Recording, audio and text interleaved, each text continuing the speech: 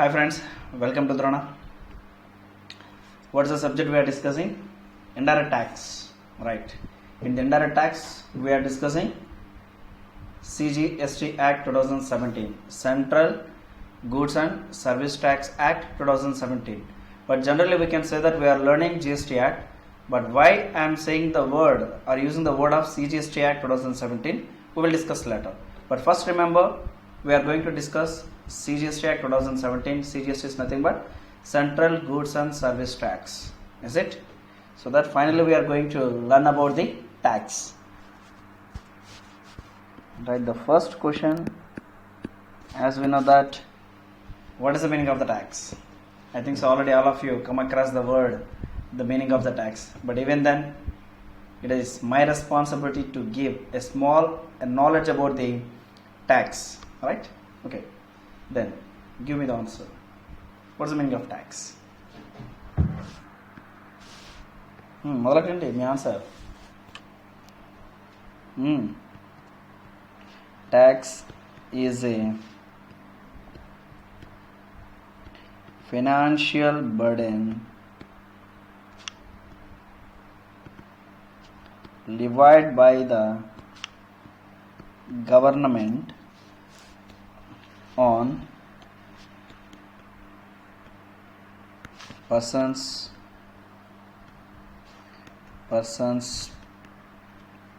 property,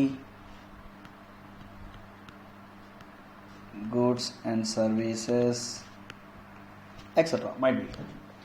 So the tax, it is levied by the government on persons property, persons income, or the goods or services supplied by a person on which the government imposing tax, right?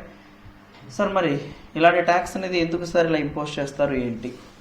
ఒక్కసారి మనం లాజిక్గా think చేసుకుంటే అమ్మా, అప్పట్లో ఆ రోజుల్లోకి వెళ్తే, even Britishers rule చేయడానికన్నా కొంచెం వెనక్కి వెళ్తేనమ్మా, అప్పట్లో కింగ్డమ్స్ని కింగ్స్ రూల్ చేసేవాళ్ళమ్మా.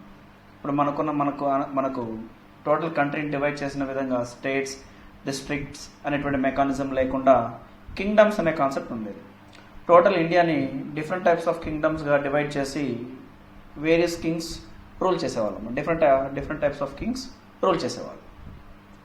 మరి అప్పట్లో ఆ కింగ్స్ కూడా ఏం చేసేవాళ్ళంటే, తన కింగ్డమ్లో ఎవరైతే వర్క్ చేస్తున్నారో, సపోజ్ అగ్రికల్చర్ యాక్టివిటీ చేస్తున్నారనుకోండి, టోటల్ క్రాప్ సీజన్ అయిపోయిన తర్వాత, పంట కోతలు కోసిన తర్వాత ఏం చేస్తారమ్మా, కింగ్ దగ్గర నుంచి రిప్రజెంటేటివ్స్ వచ్చి కొంత పార్ట్ వాళ్ళకి ఇచ్చి కొంత పార్ట్ కింగ్ తీసుకెళ్ళిపోతూ ఉంటారు కింగ్డమ్ పర్పసెస్కి, అంతేనా?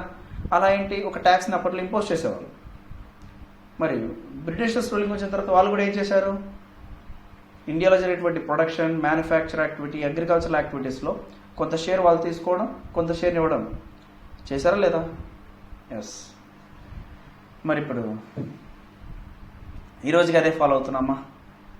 ఈరోజు అదే ఫాలో అవుతున్నామా అంటే అలా కాదమ్మా. ఆ విధంగా ఫాలో అవ్వకుండా కొన్ని సపరేట్ యాక్ట్స్ని ప్రిపేర్ చేసుకొని, ఆ యాక్ట్ని బేస్ చేసుకొని గవర్నమెంట్ ట్యాక్సెస్ని ఇంపోజ్ చేస్తుంది. Is clear? మరి ఈ ట్యాక్స్ ఏంటి అని అంటే, it is a burden, financial burden levied by the government. మరి దేని మీద ఇంపోజ్ చేస్తారు? ఒక పర్సన్ ఎర్న్ చేసిన ఇన్కమ్ మీద, ఒక పర్సన్ ప్రాపర్టీ మీద, ఒక పర్సన్ సప్లై చేసే గూడ్ మీద, ఒక పర్సన్ సప్లై చేసే సర్వీసెస్ మీద ఇంపోజ్ చేస్తారు. సార్ మరి ఎందుకు సార్ ట్యాక్స్ని ఇంపోజ్ చేయాలి?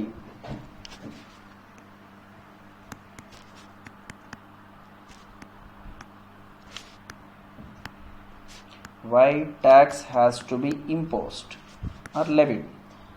మీరేదో ఫైనాన్షియల్ బర్డెన్ అంటున్నారు, పర్సన్స్ మీద ఛార్జ్ చేస్తానంటున్నారు. ఎందుకు సార్ అలా పర్సన్స్ మీద ఛార్జ్ చేయడం? ఎందుకు అలా గవర్నమెంట్ ట్యాక్సెస్ని కలెక్ట్ చేస్తుంది అని అంటే, the first thing, it is a responsibility of the government to provide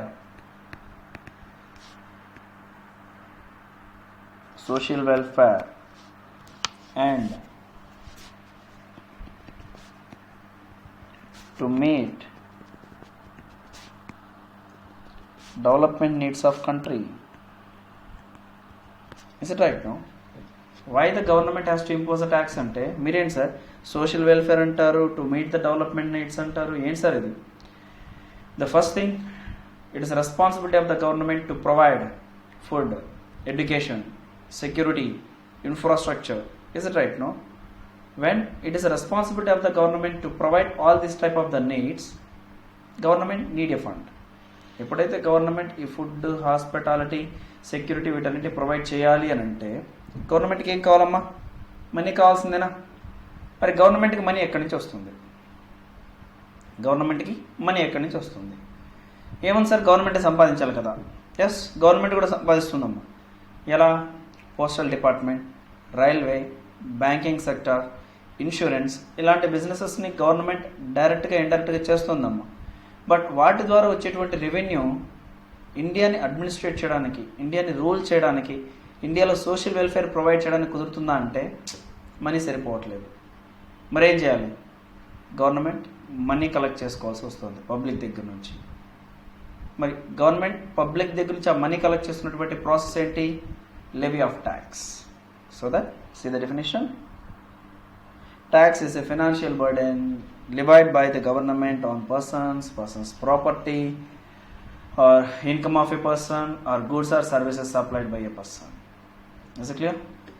Sir, మరి ఇలా గవర్నమెంట్ తను రెవెన్యూని ప్రాపర్గా ఎర్న్ చేయలేకపోతుంది, లేదు ఎర్న్ చేసినటువంటి రెవెన్యూ ఇండియా మొత్తానికి సరిపోవట్లేదు. మరి ఇలాంటి సిచ్యువేషన్లో పబ్లిక్ మీద ట్యాక్సెస్ని ఖచ్చితంగా ఇంపోజ్ చేయాల్సిందేనా అంటే yes, definitely. The Indian government don't have any other opportunity. Suppose మీరు కొన్ని గల్ఫ్ కంట్రీస్ని కన్సిడర్ చేశారనుకోండి. Gulf countries that the government itself in a position to generate the revenue. గవర్నమెంటే రెవెన్యూని సంపాదించుకునే పొజిషన్లో ఉన్నాయమ్మా. ఎలా sir?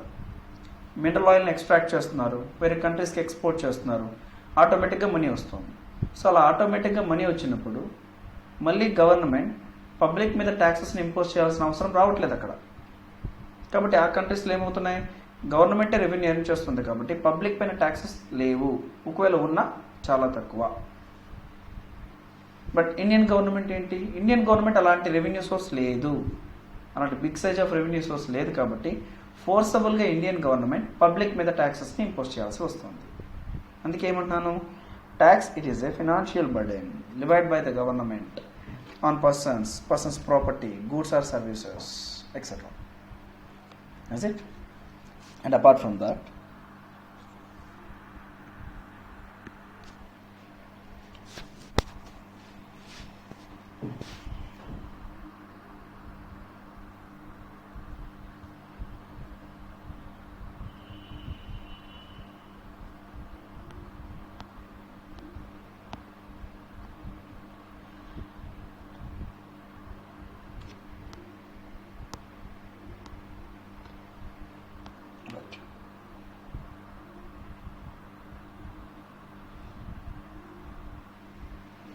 right, as we discussed, tax it is a financial burden levied by the government on persons or persons property, goods, services, etc.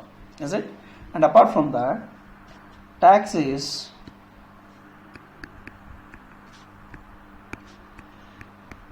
not a voluntary contribution. Tax is not a voluntary contribution. It is enforceable contribution. It is enforceable contribution to be made in compliance of Act. Tax అనేది నువ్వేదో వాలంటరీకి ఇచ్చే contribution ఏం కాదమ్మా. It is a mandatory contribution and this contribution has to be made in compliance with the provisions of the Act. అంటే ఏంటి sir? Voluntary contribution కాదంటున్నారు, మరి mandatory contribution అంటున్నారు, ఎలా? సపోజ్ వచ్చిన ఎగ్జాంపుల్ చెప్తాను చూడండి.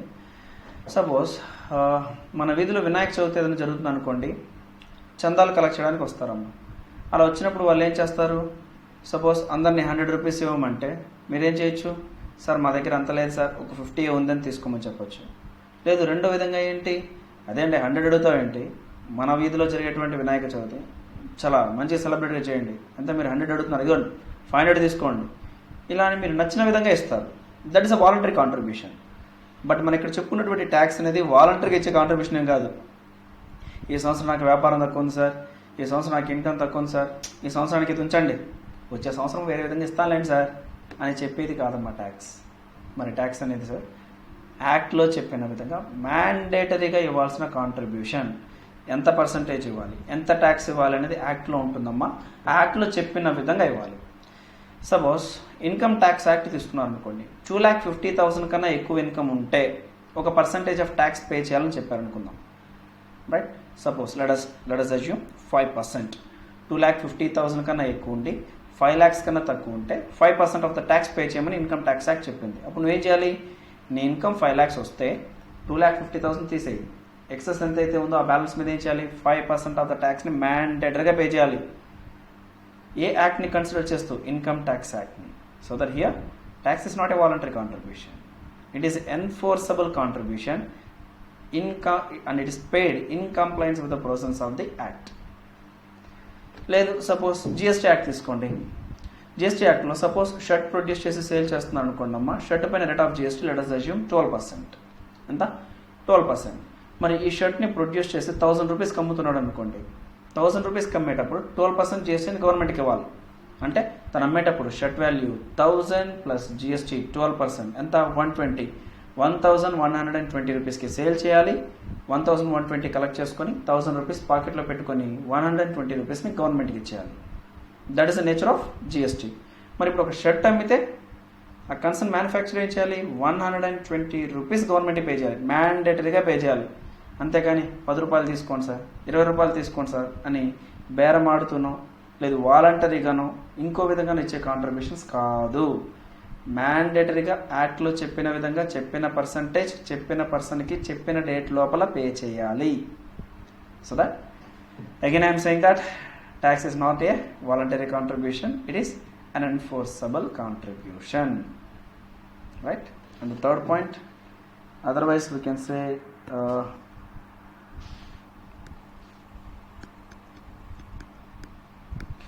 tax is nothing but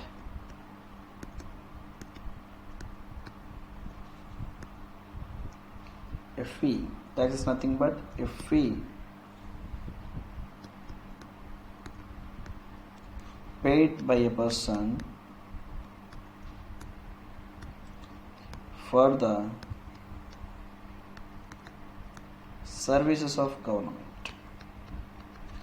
Suppose today I am paying income tax, right? I am getting an income more than 2.5 lakhs. For that reason I am liable for payment of income tax. Suppose if I am asking to a government, sir, why should I have to pay tax to you? That the government will say that, dear Pavan Kumar, as you know that the government are rendering various services to you, so that you have to pay a fee. Suppose you are accessing roads and you are getting educational services and you are getting food, is it right? And if you are getting security, suppose within the country from the police and at the border from the army, you are getting all these type of the services, so that you are liable for payment of fee. There the services may not be directly received. I am receiving all those services indirectly. Apart from the public, I am receiving those services. Is it right? No? But even then, there we have to pay a fee. Why we are paying fee? For the services of the government. Right? We can say even in this manner. ఇలా కూడా మనం చెప్పచ్చు. ఏమని? Government provide చేసిన సర్వీసెస్కి గాను మనం pay చేస్తున్న fee tax. ఇలా చెప్పుకోవచ్చు అమ్మా ట్యాక్స్ అంటే. సో ఫస్ట్ ట్యాక్స్ అంటే ఏమని చెప్పానమ్మా? Tax is a financial burden levied by the government on persons income, persons property, or sale of good, that is supply of the good or services by a person అని చెప్పుకున్నాం. మరి ఎందుకు ఈ tax impose చేయాలి అంటే second పాయింట్లోకి వెళ్ళిపోయింది. ఏంటది? To provide the social welfare and to meet the development needs of the country. వీటి కోసం గవర్నమెంట్ డబ్బులు కావాలి. గవర్నమెంట్ డబ్బులు కావాలంటే గవర్నమెంట్ సంపాదించే పొజిషన్లో ఉండాలి. బట్ ఇండియన్ గవర్నమెంట్ సంపాదించే పొజిషన్లో లేదు కాబట్టి ఏం చేస్తుందమ్మా? పబ్లిక్ పైన ట్యాక్సెస్ని ఇంపోజ్ చేసి కలెక్ట్ చేస్తుంది.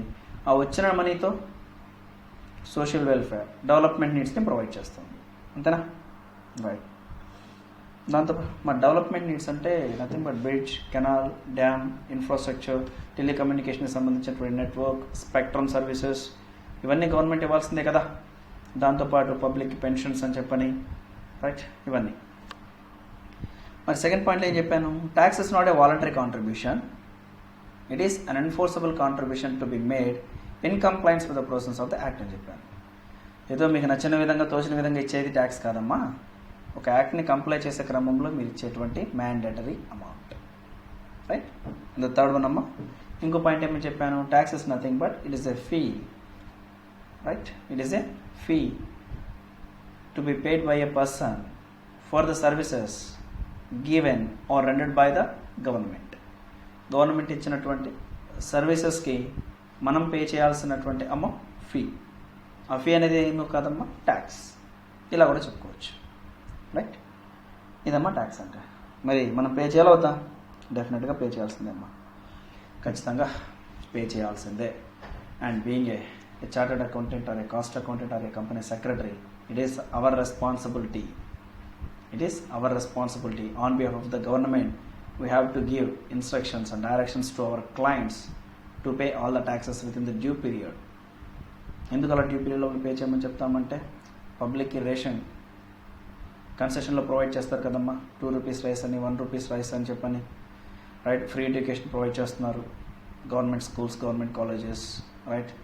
And next hospitality, government hospitals. Right. మరి పోలీస్, ఆర్మీ ఇలాంటి సర్వీసెస్ అన్ని తీసుకుంటున్నామమ్మా. మరి ఇలాంటి సర్వీసెస్కి గవర్నమెంట్ కంటిన్యూగా ప్రొవైడ్ చేయాలంటే గవర్నమెంట్ కూడా ఫండ్ కావాలి కదా. మరి ఆ గవర్నమెంట్కి ఆ ఫండ్ తెప్పించేటువంటి ప్రాసెస్లో కీ రోల్ ప్లే చేస్తున్న వాళ్ళు ఎవరంటే అమ్మా మీరే. ఇన్ ద నియర్ ఫ్యూచర్ మీరే ఆ రెస్పాన్సిబిలిటీ తీసుకోవాల్సి ఉంటుంది. Being a chartered accountant are cost accountant or company secretary, you have to fulfil all those requirements. Right. Next మరి ట్యాక్సెస్ ఎన్ని టైప్స్ ఉన్నాయమ్మా? 2 types. ఏంటది? Number 1 direct tax and number 2 indirect tax.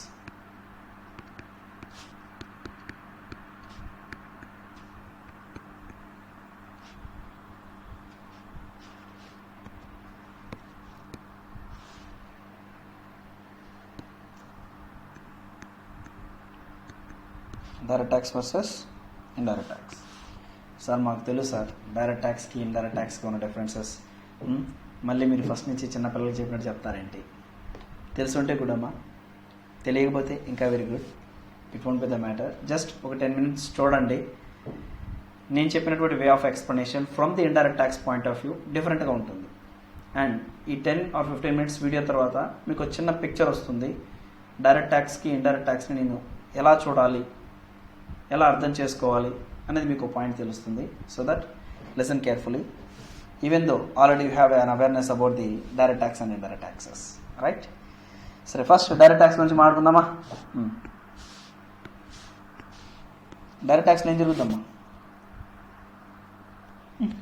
చెప్పాలి. Incidents and impact will be on same person. మరి indirect ట్యాక్స్లో అయితే incidents will be on 1 person and impact will be on another. అంతేనా? మరి అదేంటో చూద్దాం.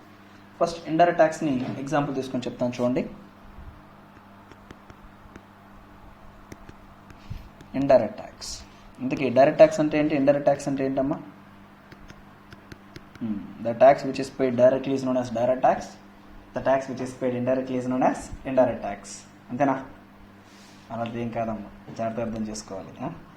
మైట్ బి మీరు చెప్పింది జనరల్గా ఆన్సర్ రైట్ అయ్యి వచ్చాము, బట్ కాన్సెప్చువల్గా చెక్ చేసుకుందాం. సార్ ఇండైరెక్ట్ ట్యాక్స్ నేచర్ ఎలా ఉంటుందో చూడండి. ఫస్ట్ ఆఫ్ ఆల్ ఇండైరెక్ట్ ట్యాక్స్లో నేను జిఎస్టీ ఎగ్జాంపుల్ తీసుకుంటానమ్మా. Goods and service tax. Wherever a person supplying the good or service that the concerned supplier is liable for payment of the GST, and it is a responsibility of the supplier to collect consideration and GST from the recipient, and the concerned GST amount has to be remitted to the government. GST లో అమ్మ goods and service ట్యాక్స్లో ఎక్కడైతే supply of the good are supply of the service ఉంటుందో అక్కడ supplier గవర్నమెంట్కి GST pay చేయాలి. మరి supplier ఏం చేస్తాడు, రెసిపియంట్ దగ్గర నుంచి కన్సిడరేషన్ GST రెండూ తీసుకొని కన్సిడరేషన్ తన పాకెట్లో వేసుకొని GSTనేమో గవర్నమెంట్కి ఇచ్చేయాలి. That is the nature of indirect tax. ఎలా ఉంటుందో చిన్న ఎగ్జాంపుల్లో చూడండి. సపోజ్ ఒక పర్సన్ అమ్మ is a chartered accountant are cost accountant or company secretary. Let us assume he rendered audit services to the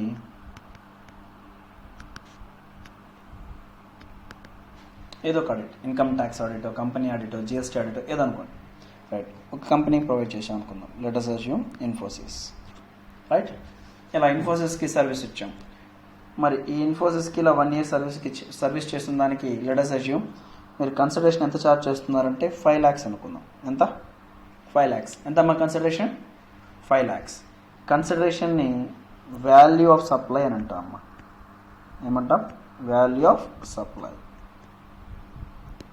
service render చేసి ఎంత కన్సిడరేషన్ అయితే తీసుకుంటున్నావో that is the value of supply. వాటిపైన జిఎస్టీ పే చేస్తాం. Right, 5 lakhs అనుకున్నాం కదమ్మా.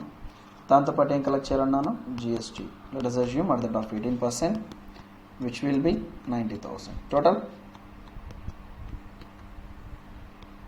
5 lakhs 90,000. ఇలా ఎవరు కలెక్ట్ చేయాలి? It is a responsibility of the supplier అన్నాను, అంతేనా? A person who supplying the good, a person who supplying the good or service is known as supplier. A person to whom the good or service rendered or delivered, ఎవరికైతే సర్వీసెస్ని render చేశాం or గూడ్స్ని delivery చేశామో ఆ పర్సన్ని recipient అంటాము. Suppose service provider, service recipient, seller, buyer. Goods అమ్మినప్పుడేమో seller, buyer అంటాం. సర్వీస్ ప్రొవైడ్ చేసినప్పుడేమో సర్వీస్ ప్రొవైడర్, సర్వీస్ రెసిపియంట్ అనే వర్డ్స్ యూజ్ చేస్తాం కదమ్మా. వాటిని మర్చిపోండి. జిఎస్టీలో గూడ్నైనా సర్వీస్నైనా సప్లై చేసిన వాడిని సప్లైర్ అనాలి. ఎవరికైతే సప్లై చేస్తున్నామో ఆ పర్సన్ ఏమనాలి? రెసిపియంట్ అనాలి. సో మీకు ఇక్కడ 3 keywords చెప్పాను: supplier, recipient, value of supply. సరే, ఇప్పుడు ఈ chartered accountant are cost accountant or company సెక్రటరీకి ఎంత వచ్చిందమ్మా? 5,90,000 వచ్చిందా? 5 lakhs తన పాకెట్లో వేసుకొని, ఏంటది? 5 lakhs తన పాకెట్లో వేసుకొని రిమైనింగ్ 90,000 ఏం చేయాలమ్మా? టు ద గవర్నమెంట్ పే చేయాలి. సరే, ఇప్పుడు అతను కన్సిడరేషన్ ఎంత? 5 lakhs పాకెట్లో వేసుకుంటాడు. 90,000 ఎవరికి? గవర్నమెంట్కి. రైట్, ఇలా ఇండైరెక్ట్ ట్యాక్స్ అనేది జరుగుతూ ఉంటుంది. ప్రతి చోట సప్లైర్ ఏం చేస్తాడు? రెసిపియంట్ దగ్గర నుంచి కలెక్ట్ చేసి ఇలా గవర్నమెంట్కి ఇస్తూ ఉంటాడు. ఇండైరెక్ట్ ట్యాక్స్ అంతా అలాగే ఉంటుంది. ఇప్పుడు సపోజ్ ద్రోణ ఉందమ్మా, మీ క్లాసెస్ సర్వీసెస్ ప్రొవైడ్ చేసిన దానికి మీ దగ్గర నుంచి ఫీజు తీసుకుందా? ఫీజు ప్లస్ జిఎస్టీ తీసుకుంది. ఫీజు ఏమో ద్రోణ పాకెట్కి, జిఎస్టీ ఏమో గవర్నమెంట్కి. లేదు, ఇంకో ఎగ్జాంపుల్, హోటల్కి వెళ్ళాం, ఫుడ్ తీసుకున్నాం, 1,000 rupees బిల్ అయింది, జిఎస్టీ ఒక 50 rupees అనుకోండి. టోటల్గా మనం 1,050 అక్కడ పే చేస్తాం. 1,050 అక్కడ పే చేస్తే రెస్టారెంట్ ఓనర్ పాకెట్కి 1,050 rupeesకి ఏమో government. Right, restaurant point of వ్యూలో మీరు సప్లైరా, రెసిపియంటా? రెస్టారెంట్ దగ్గర ఫుడ్ తిన్నాం కదా, తిన్నాం సార్, కడుపు నిండిందా? రైట్, మరి అక్కడ మీరు సప్లైరా, రెసిపియంటా? రెసిపియంట్. Hotel person supplier. మరి ఆన్లైన్ క్లాసెస్లో Drona is a supplier and you are the recipient. Is it clear? మరి ఇండైరెక్ట్ ట్యాక్స్లో ఏం జరుగుతుంది? సప్లయర్ గవర్నమెంట్కి పే చేస్తాడు. అంటే పే చేసే రెస్పాన్సిబిలిటీ ఎవరిపైన ఉందమ్మా? సప్లయర్ మీద ఉందమ్మా. దీన్ని మనం ఏమంటామంటే ఇన్సిడెన్స్ అని అంటాము. ఏమంటాం? Incidence. That is liability to pay. ఏంటమ్మా అది? Liability to pay. మరి రెసిపియంట్ మీద ఏముంటుంది? ఇంపాక్ట్ ఉంటుందమ్మా. ఏముంటుంది? ఇంపాక్ట్. అంటే ఏంటి sir? Liability to bear. Sir liability to pay అంటున్నారు, లయబిలిటీ టు బేర్ అంటున్నారు, ఏంటి సార్ డిఫరెన్స్? ఈ సిచ్యువేషన్ జాగ్రత్తగా అబ్జర్వ్ చేస్తే సప్లైర్ గవర్నమెంట్ పే చేశాడమ్మా, కానీ తన పాకెట్ నుంచి పే చేయలేదుగా, వేరే వాళ్ళ దగ్గర నుంచి కలెక్ట్ చేసి పే చేశారు. అంటే సప్లైర్ పైన ఉన్నది ఏంటి? Just incidence. Liability to pay అంటే ఇంకా చెప్పుకోవాలి అంటే ఇక్కడ అడ్మినిస్ట్రేటివ్ బర్డెన్. ఏంటది? Just you have an administrative burden. ఏంటి అడ్మినిస్ట్రేటివ్ బర్డెన్? ఒక ఏజెంట్ లాగా యాక్ట్ చేశాడు, రెసిపియంట్ దగ్గర నుంచి కలెక్ట్ చేసి ఇలా గవర్నమెంట్కి ఇచ్చేసాడు. But recipient point of view చూడండి, తన డబ్బుల్ని బేర్ చేశాడమ్మా, తన పైన ఫైనాన్షియల్ బర్డెన్ ఉందమ్మా. ఎందుకంటే తన పాకెట్ నుంచి, రెసిపియంట్ పాకెట్ నుంచి కదా డబ్బులు వెళ్ళాయి. That is the impact. Impact is nothing but it is here, it is a financial burden. This is the nature of indirect tax. Right, this is the nature of indirect tax. మరి direct tax అన్నారు కదా sir. ఇప్పుడు indirect ట్యాక్స్లో ఏం జరిగింది? Incidence ఒకరి మీద ఉంది, ఇంపాక్ట్ ఇంకొకరి మీద ఉంది. బట్ డైరెక్ట్ ట్యాక్స్లో ఏం జరుగుతుందో తెలుసా? Incidence and impact will be lies on same person. Incidence and impact will be lies on same person. ఎక్కడ? డైరెక్ట్ ట్యాక్స్లో, అంతేనా? ఎలా చెప్తారు సార్? ఇప్పుడు ఇదే ఎగ్జాంపుల్ చూసుకోండి. ఈ chartered accountant are cost accountant ఎంత సంపాదించాడమ్మా? 5 lakhs చెప్పాలి, ఎంత? 5 lakhs. మరి ఇప్పుడు ఈ 5 lakhsలో దానికి ఎక్స్పెన్సెస్ ఉంటాయా?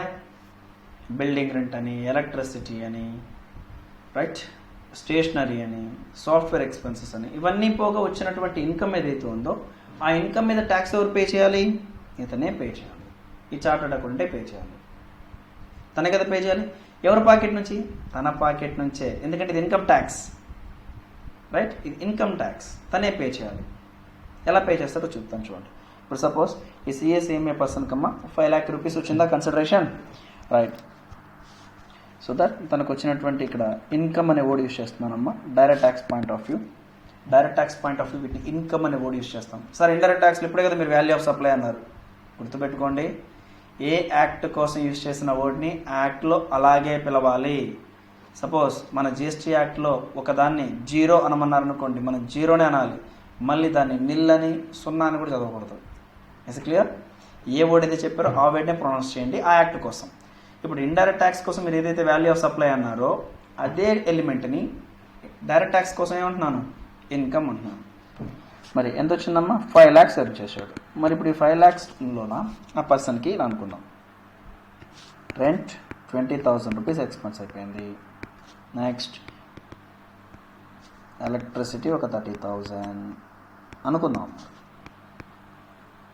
స్టేషనరీ ఒక 25,000. మరి ఆర్టికల్ స్టూడెంట్కి ఇచ్చినటువంటి స్టైఫండ్ ఉంది కదమ్మా,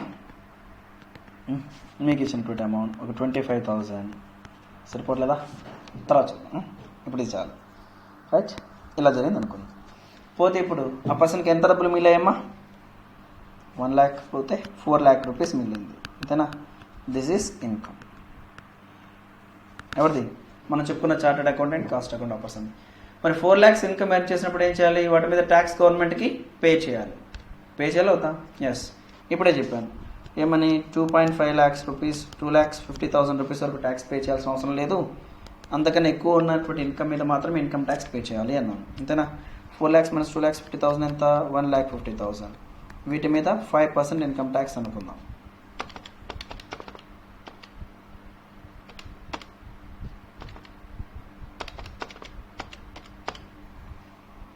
$7,500. రిమైనింగ్ ట్యాక్సెస్ ఏమున్నాయో నాకు తెలియదమ్మా, తర్వాత చెప్పుకుందాం, రైట్?